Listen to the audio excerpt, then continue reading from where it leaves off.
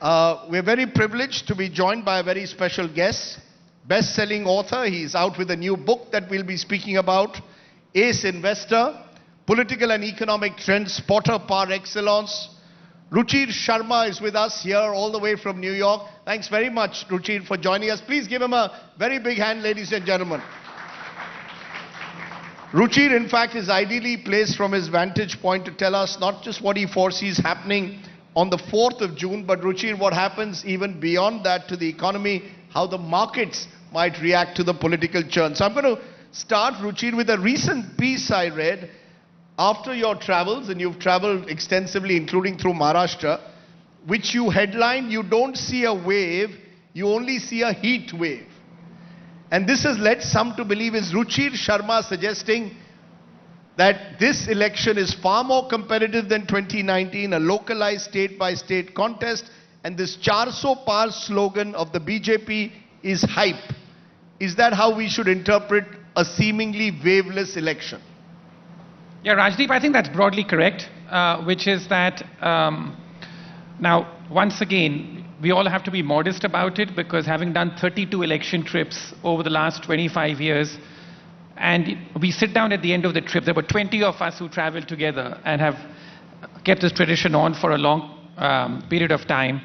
We broadly get the direction correct, but there's no way we can predict seats in terms of what happens.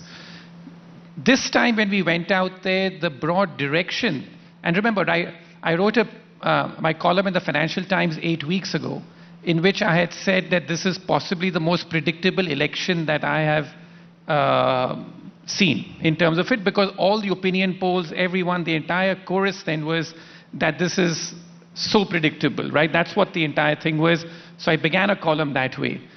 Then we begin this election trip. We drive 2,000 kilometers all the way from the east to the west coast, Vijayawada to Mumbai, stop on the way at many places. And more than that, just speaking to stringers everywhere, right? Journalists, stringers everywhere.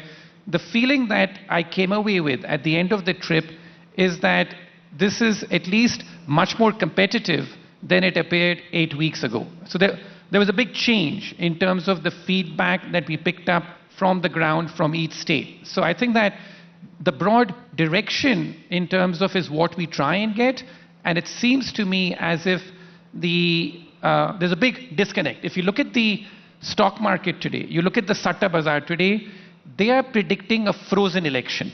What do I mean by a frozen election? They think that the verdict is going to be unchanged compared to 2019. So the Satta Bazaar today, in fact, there are all sorts of quotes which go, but the most reliable quotes I know predict the BJP getting exactly the same number of seats as in 2019.